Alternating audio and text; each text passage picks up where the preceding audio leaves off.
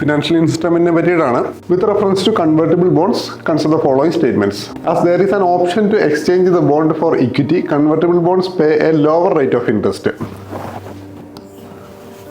The option to convert to equity affords the bondholder a degree of indexation to rising consumer prices. Correct statement ആണ് നമുക്ക് check ചെയ്യേണ്ടത്. Convertible bonds എന്ന് പറഞ്ഞു കഴിഞ്ഞാൽ ഇൻവെസ്റ്റർക്ക് അല്ലെങ്കിൽ bond ഹോൾഡർക്ക് ബോണ്ടായിട്ട് exist ചെയ്യാനോ അല്ലെങ്കിൽ ബോണ്ടായിട്ട് ഹോൾഡ് ചെയ്യാനോ അല്ലെങ്കിൽ അവർക്ക് അതിനെ ഇക്വിറ്റി ആയിട്ട് കൺവേർട്ട് ചെയ്ത് ഷെയർ ആയിട്ട് ഹോൾഡ് ചെയ്യാനോ ഉള്ള പ്രൊവിഷൻ ഉണ്ട്. അതായത് ഒരു ബോണ്ട് ഇക്വിറ്റി ആയിട്ടും ആക്ട് ചെയ്യുന്ന ഒരു കണ്ടീഷനാണ് കൺവേർട്ടിബിൾ ബോണ്ട് എന്ന് പറയുന്നത്. അതുകൊണ്ട് തന്നെ അവിടെ റിസ്ക് എലമെന്റ് കുറവാണ്.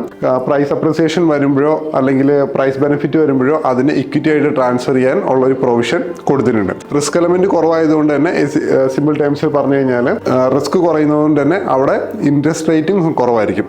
ലോജിക്ക് നോക്കി കഴിഞ്ഞാൽ there is an option to exchange the bond for equity, convertible bonds pay a low rate of interest. കാരണം അവിടെ റിട്ടേൺ അല്ലെങ്കിൽ അവിടെ ഒരു സെക്യൂരിറ്റി അല്ലെങ്കിൽ കോൺഫിഡൻസ് കൂടുതലായിരിക്കും. ഇക്വിറ്റി പ്രൈസ് ബോണ്ടിന്റെ പ്രൈസിൽ വേരിയേഷൻ വന്നു കഴിഞ്ഞാലും ഇക്വിറ്റി എന്നുള്ള ഒരു കൺവേർഷൻ പോസിബിലിറ്റി റിസ്ക് കുറയ്ക്കുന്നു.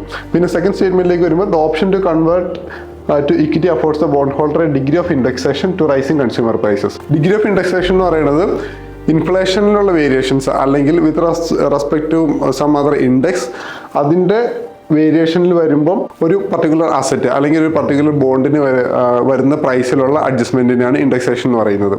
അപ്പോൾ ഇവിടെ നോക്കിക്കഴിഞ്ഞ് കഴിഞ്ഞാൽ കൺസ്യൂമർ പ്രൈസിൽ റൈസ് വരുവാണ് അല്ലെങ്കിൽ ഇൻഫ്ലേഷനിൽ റൈസ് വരുവാണെന്നുണ്ടെന്നുണ്ടെങ്കിൽ അവിടെ ഒരു ഡിഗ്രി ഓഫ് ഇൻഡെക്സേഷൻ ഈ പറയുന്ന പോലെ കൺവേർട്ടിബിൾ ബോണ്ട് ഹോൾഡേഴ്സിന് ഉണ്ട്. അപ്പോൾ സ്റ്റേറ്റ്മെൻറ്റ് 2 റൈറ്റ് ആണ്. ഇവിടെ നോക്കുമ്പോൾ ബോത്ത് 1 and 2 ആണ്.